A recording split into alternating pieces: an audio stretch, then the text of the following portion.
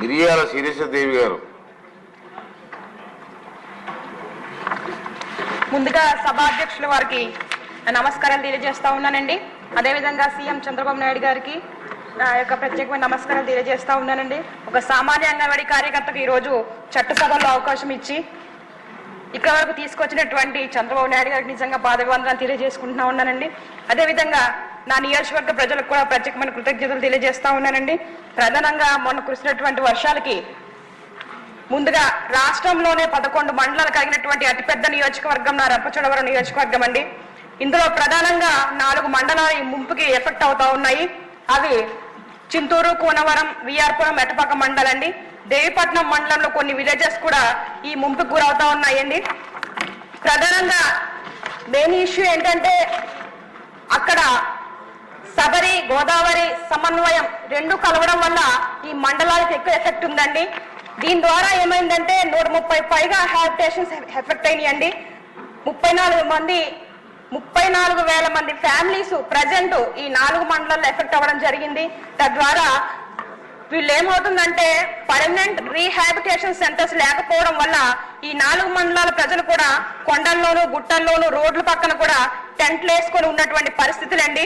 చాలా మంది కూడా ఎక్కడ ఉన్నారు అని గుర్తించలేనటువంటి పరిస్థితులు కూడా ఈ 4 మండలాల్లో ఉన్నాయండి. కాబట్టి నేను ఒకటే కోరుకుంటా ఉన్నాను, ప్రతి సంవత్సరం వరదలు వస్తాయి. ఇదే విధంగా ఈ ముంపు ఉన్నప్పుడల్లా వీళ్ళందరూ కూడా కొండలు, గుట్టలు ఎక్కడం, లేకపోతే ఆ పునరావాస కేంద్రాలు ఎక్కడైతే ఇచ్చారో అక్కడికి వెళ్ళిపోవడం, ఇలాగా సరిపోక చాలా మంది ఎక్కడెక్కడో బస చేస్తున్నటువంటి పరిస్థితులండి. అయితే నేను ఒకటే కోరుకుంటా ఉన్నాను, గత 15 సంవత్సరాల నుంచి మా రంపచోడవరం నియోజకవర్గంలో తెలుగుదేశం దూరంగా ఉంది. 10 సంవత్సరాల వైఎస్ఆర్సీపీ పార్టీ అక్కడ అధికారంలో ఉన్నప్పటికీ ఆ యొక్క మా రంపచోడవరం నియోజకవర్గ ప్రజల్ని ఎవరు కూడా పట్టించుకున్నటువంటి పరిస్థితి అక్కడ చోటు చేసుకున్నాయండి. నేను ఒకటే కోరుకుంటా ఉన్నాను, ప్రజలకు హామీ ఇచ్చి ఒక నమ్మకాన్ని ఇచ్చి ఈ రోజు అసెంబ్లీలో అడుగుపెట్టడం జరిగిందండి. కాబట్టి ప్రజలు ఏ సమస్యలతో అయితే ఇబ్బంది పడతా ఉన్నారో వీళ్ళకి ప్రధానంగా R&R కాలనీస్ వాళ్ళు ఎక్కడైతే కోరుకుంటా ఉన్నారో అక్కడ మౌలిక సదుపాయాలతో కట్టించి వారికి అసురక్షితమైన ప్రాంతాల్లోకి తీసుకువెళ్లాలని, అదేవిధంగా వాళ్ళు R&R ప్యాకేజ్ కూడా వాళ్ళకి వర్తింప చేయాలని, అదేవిధంగా ఎలిజిబుల్ ఎవరైతే ఉన్నారో 18 సంవత్సరాల నుండి ప్రస్తుతానికి ఎలిజిబుల్ అయిన వారికి కూడా ఈ R&R ప్యాకేజ్ వర్తింప చేయాలని వాళ్ళ యొక్క ప్రధానమైన డిమాండ్ అండి. ఇవన్నీ కూడా వాళ్ళకి ఇస్తేనే వాళ్ళు ఎక్కడైతే ఈ R&R కాలనీస్ ఉన్నాయో అక్కడికి మేము వెళ్తామని వాళ్ళు చెప్పడం జరుగుతూ ఉంది.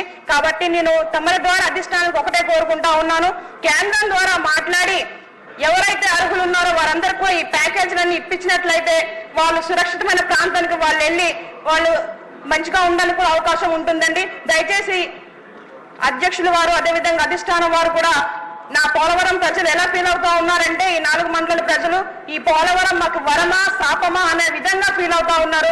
కాబట్టి ఈ ప్రతి సంవత్సరం ఉన్నటువంటి నరకం నుంచి నా ప్రజలను బయటపడించాలని, వాళ్ళకి ఏవైతే రావాల్సినాయో అవన్నీ కూడా ఇప్పించాలని మనస్ఫూర్తిగా కోరుకుంటా ఉన్నాను అధ్యక్ష. అంతేకాదు ప్రధానంగా ఈ వర్షాలు పడతా ఉంటే రోడ్డు పక్కన కొండల్లో ఉన్న వాళ్ళకి కనీసం మస్కిటో నెట్స్ కూడా అందించలేనటువంటి పరిస్థితి ఈ రోజు ఐటీడీలో మేము కనుక్కోవడం జరిగిందండి. ఎప్పుడో 2018లో మన ప్రభుత్వం ఉన్నప్పుడు ఆ దోమతెరలు ఇవ్వడం జరిగింది. అప్పటి నుంచి వాళ్ళకి ఇవి లేవు. ఇప్పుడు ఈ దోమలు కాటివేయడం వల్ల ఏజెన్సీ ప్రాంతంలో డెంగ్యూ, మలేరియా, టైఫాయిడ్ జ్వరాలు ఇలా రకరకాలైనటువంటి విష జ్వరాలు బారిన పడతా ఉన్నారు నా ప్రజలు. కాబట్టి ఒకటి కోరుకుంటా ఉన్నాను, వారికి మస్కిటో నెట్స్ కూడా త్వరగా అందించాలని కోరుకుంటా ఉన్నాను. కలెక్టర్ గారు దినేష్ కుమార్ గారు అండి, మా పాడేరు కలెక్టర్ గారు అల్లూరి సీతారామరాజు డిస్టిక్ కి, ఆయన యొక్క ఆదేశాల మేరకు ఐటీడీ పిఓ గారి ఆధ్వర్యంలో వారికి కొన్ని నిత్యావసర సరుకులు పంపిణీ చేశాం. కానీ అవి అందరికి కూడా అందుబాటులో లేవు అధ్యక్ష. మరొకసారి తెలియజేసేది ఏంటంటే దయచేసి జీవోను కూడా ఆర్డర్ పాస్ చేసి ఏవైతే నిత్యావసర సరుకులు ఉన్నాయో అవన్నీ కూడా నా యొక్క ప్రజలకు అందించి న్యాయం చేయాలని మనస్ఫూర్తిగా కోరుకుంటా ఉన్నానండి. ఇంకా ఇలా చెప్పుకుంటూ పోతే ఏజెన్సీ ప్రాంతంలో చాలా సమస్యలు అయితే గుట్టలుగా ఉన్నాయి అధ్యక్ష. మరొకసారి మీరు అవకాశం ఇస్తే అవన్నీ కూడా మీ యొక్క దృష్టిలో పెడతాను అధ్యక్ష. మాకు రోడ్లు లేవు, స్కూల్ బిల్డింగ్ లేవు, అంగన్వాడీలు లేవు, హాస్పిటల్లో మౌలిక సదుపాయాలు లేవు, డాక్టర్స్ లేరు, ఇలా చాలా రకాల సమస్యలతో మా 11 మండలాల ప్రజలు అనేవాళ్ళు ఇబ్బంది పడతా ఉన్నారు. కాబట్టి అధ్యక్ష ఇప్పటికి 4 రోజులు బట్టి నేను పేరు ఇవ్వడం జరిగింది. కానీ నాకు ఈ రోజు చివరిగా లాస్ట్ సమయంలో అవకాశం వచ్చింది. కాబట్టి ఈ చిన్న సమయాన్ని సద్వినియోగం చేసుకోవాలని మనస్ఫూర్తిగా కోరుకుంటా ఉన్నాను అధ్యక్ష. అంతేకాదు ప్రధాన ప్రధానంగా జీవో నెంబర్ 3 ప్రధానమైన సమస్యగా మా ఏజెన్సీ ప్రాంతంలో ఉంది అధ్యక్ష. ఎందుకంటే మన మెగా డిఎస్సిలో ఈ జీవో నెంబర్ 3ని కూడా మినహాయిస్తారా లేదా అన్న దానిపైన కూడా మాకు క్లారిటీ ఇవ్వాలని మరొకసారి అధ్యక్షుల వారికి తెలియజేస్తా ఉన్నాను అధ్యక్ష. అంతేకాదు కాంట్రాక్ట్ బేసిక్ ఉద్యోగులు కూడా ఉన్నారు, వాళ్ళని కూడా ఈ డిఎస్సిలో మీరు మినహాయిస్తారా ఇవ్వరా అన్న దానిపైన కూడా మీరు క్లారిటీ ఇవ్వాలని అధ్యక్షుల వారిని మరొకసారి నేను కోరుకుంటా. ఈ యొక్క అవకాశం ఇచ్చినటువంటి అధ్యక్షుల వారికి కృతజ్ఞతలు. ఇది దీని మీద ప్రత్యేకించి ఇది ఒక క్వశ్చన్ వల్ల కాదు అధ్యక్ష, దీని మీద గౌరవ సభ్యులందరికీ కూడా నేను తెలియజేసుకునేది, దీని మీద ప్రత్యేకించి ఒక 4-5 గంటల సెషన్ జరగాలి అధ్యక్ష. అలాగే ఎందుకంటే ఇది మీ అందరూ గౌరవ సభ్యులందరికీ కూడా విన్నవించుకున్నాం మన స్పీకర్ గారి ద్వారా. ఇది చాలా లోతుగా అధ్యయనం జరగాలి. దీని మీద ఖచ్చితంగా ఒక వైట్ పేపర్ కూడా తీసుకురావాలని మనస్ఫూర్తిగా కోరుకున్నాం. ఆ ప్రయత్నంలో ఉన్నాం అదే గౌరవ సభ్యులందరూ తెలియజేస్తున్నాం అధ్యక్షుల ద్వారా. సో 2019 నుండి 24 ఇప్పుడు దాకా 15th ఫైనాన్స్ కమిషన్ సంబంధించినంత వరకు 5,251 కోట్లు గ్రామ పంచాయతీల అకౌంట్లో పడ్డాయి. అలాగే 14వ ఫైనాన్స్ కమిషన్ సంబంధించి 2,336 కోట్లు అకౌంట్లో పడ్డాయి. సార్ టోటల్గా 7,587 కోట్లు పడ్డాయి. కానీ అందులో 2,285 కోట్లు కరెంటు ఛార్జీల కొరకు ఏపీ డిస్కామ్ వారికి ఆర్థిక శాఖ పంపించేసింది. దీనికి గౌరవ సభ్యులు అడిగారు, దీనికి ఎవరు అనుమతి తీసుకున్నారని. ఎవరు అనుమతి తీసుకోలేదు, వాళ్ళ ఇష్టారాజ్యం, వాళ్ళు తీసేసుకున్నారు. అడిగేవాళ్ళు ఎవరు లేరు, సో వాళ్ళు తీసేసుకున్నారు. ఇది నేను రివ్యూలు చేస్తా ఉంటే అసలు ఇంకా మీరు అడుగుతున్నాయి చాలా తక్కువ. నాకు లోపల నుంచి ఒక చీమల దండులా వస్తున్నాయి సందేహాలు. సో మా అధికారులు అలసిపోతా ఉన్నారు సందేహాలు. మీకు జస్ట్ ఇది అందుకు నేను అడుగుతానంటే ఒక ప్రత్యేకంగా గౌరవ ముఖ్యమంత్రి గారికి కూడా నేను మీ ద్వారా తెలియజేసుకున్నాను అధ్యక్ష. దీని మీద ఒక స్పెషల్ పంచాయతీరాజ్ అవకతవకల మీద ప్రత్యేకమైన సెషన్ జరగాలి అధ్యక్ష దీని మీద. అలాగే ఇంకా 696 కోట్ల రూపాయలని విడుదల చేయాలి అధ్యక్ష. ఇంకా అది కూడా ఇంకా ఫైనాన్స్ డిపార్ట్మెంట్ దగ్గర ఉంది అధ్యక్ష. అలాగే రవికుమార్ గారు అడిగిన ఇంకొక ప్రశ్న అధ్యక్ష, ఈ పాపులేషన్ ప్రకారం కేటాయించాలి కదా అంటే కేంద్రం వ్యత్యాసాల గురించి అడిగారు అధ్యక్ష. కేంద్రం కేటాయించిన నిధులు ప్రతి సంవత్సరానికి మారుతూ ఉంటాయి అధ్యక్ష. తదనుగుణంగా నిధుల కేటాయింపులు కూడా జరిగాయి, నిధులు విడుదల కాబట్టి అధ్యక్ష. దీంట్లో ఇంకా సంతృప్తికరంగా ఉండకపోవచ్చు సమాధానం. Will take it into consideration sir. Will give a detail answer in fourth coming session sir.